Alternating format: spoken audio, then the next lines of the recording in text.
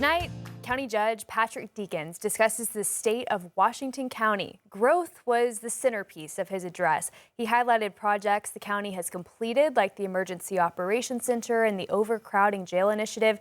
He also called on his fellow quorum court members to modernize planning codes. He says the county budget has increased by 2% for this year and that more needs to be done to alleviate tax burden for residents while maintaining growth.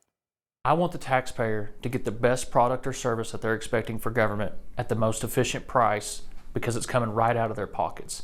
So whenever I'm looking at a project or a policy that we want to implement, I want to make sure it checks three boxes. Does it make Washington County safer? Does it make Washington County more efficient? And does it make Washington County more prosperous? And so if those are the tenets that we're going to put in place for the taxpayers, we believe that brings them victories. Now, Judge Deakins is seeking re-election in Washington County. He faces two Republican challengers in next month's primary, Tim Shepard and Mark Scalise. Shepard is a current division for Fayetteville Police. Scalise ran against Deakins in the 2022 Republican primary and lost in a close runoff. Whoever wins will face Democratic candidate Dana Dury in the general election. So far, more than 3,500 ballots have been cast 3 days into early voting. You can find early voting polling sites and more information on next month's election by texting the word VOTE to the number there on your screen, and we will send you back a link to our full March election guide. Meanwhile, after years of controversy over who can gather signatures for ballot questions, the state's now trying to keep tabs on canvassers as they're doing their jobs. Carter Thweet tells us why advocates are alarmed by new investigators. We had two canvassers that were collecting signatures. They were doing everything they were supposed to. We're very proud of how well trained our volunteers are. Sam Watson is a spokesperson for Protect Our Rights, a group working to get issues on the ballot through Arkansas's petition process. To do so, they must get a certain number of signatures, which is what volunteers were doing last week at this Little Rock church when a man approached them. The gentleman identified himself as an employee of the Secretary of State's office and said he was investigating petition fraud.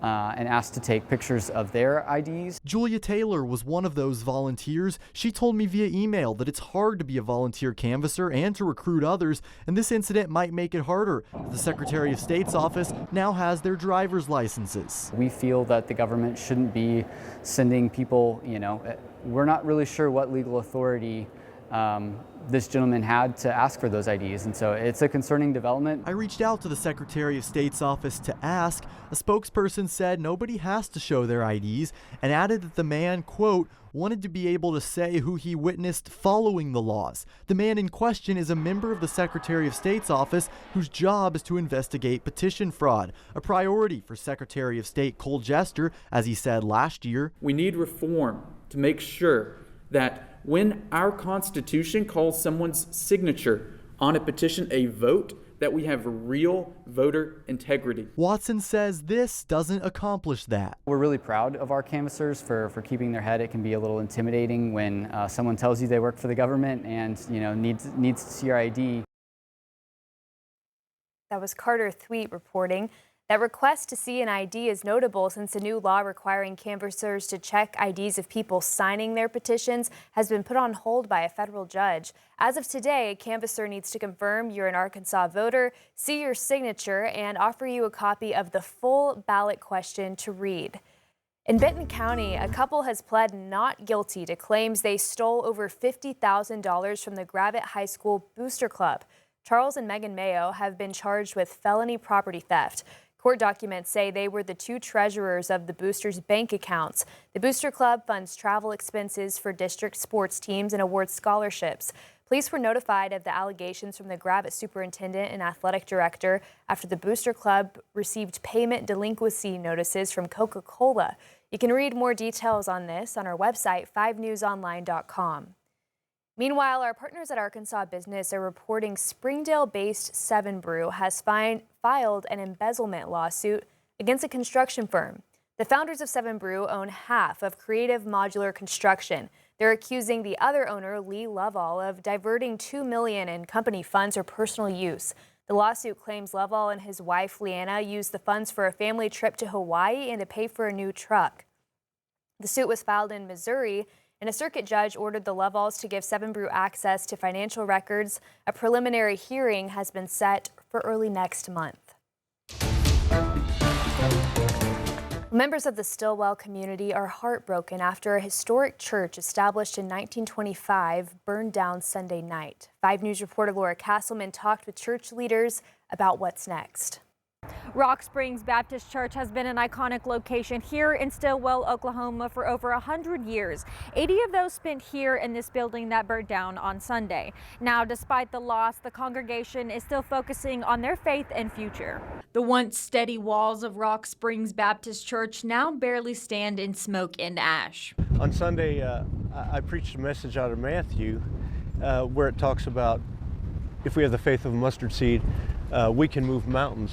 A lesson they'd soon be applying to their lives. The next morning, even as the building was still smoldering, this back section of the building did catch back on fire just because it was whipped up by the wind. Lead pastor Jeff Brown says days later, you can still hear the walls crumbling because of what's still smoldering. A sobering reminder of what was once a house of worship. So many memories of our people that have been here. Pastor Brown says the ATF is investigating. However, he does not believe it was arson. From what I understand, they are going to bring out some heavy equipment, look at some of the, like the stove and things like that. But again, as I said, it really does appear that it started up in the attic. Pastor Brown says to call this a great loss is an understatement. It tells us over and over in the Bible that we're to love one another. And when we come together during especially times like this and show that love to our brothers and sisters. In the middle of their loss, Associate Pastor Justin Swapper says he's seen the community step up. The community has been absolutely amazing with businesses wanting to come in and help and people wanting to come in and help and send things to the church and all of those things. Starting on Sunday, the congregation plans to meet at the Stillwell Methodist Church right down the road from here, but leaders tell me they are grateful for the support. In Stillwell, covering news where you live, Laura Castleman, 5 News. Thanks, Laura. Across Oklahoma, wildfires continue to burn. Governor Kevin Stitt has declared a state of emergency in multiple counties, and several other states have sent in resources to help. Arkansas sent 6 firefighters to help with suppression efforts in eastern Oklahoma. Other states in the Pacific Northwest, like Washington and Montana, have also sent crews to help. Currently, we have 7 out-of-state resources, 3 on the Montana engine, 3 on the Warm Springs engine, and then we have a task force leader that's from Washington. The Oklahoma Forestry Service says their crews helped fight more than 19 fires today. The largest fire in Beaver County surpassed 280,000 acres burned. They say it's currently about 20% contained. 4 other fires have burned more than 1,000 acres. Well, new information in the Washington County capital murder trial of Casey Jennings. He's the man accused of killing his ex-girlfriend, Allison Castro. At a pretrial hearing today, the judge denied all motions from his defense attorneys to remove the death penalty. Attorneys also presented evidence to be used in a jury trial set for June. One of those being considered for admission is a police interview after Jennings was arrested in 2022. During that interview, he confesses to the killing. The judge will decide tomorrow whether it can be admissible and will be there in the courtroom to give you any updates.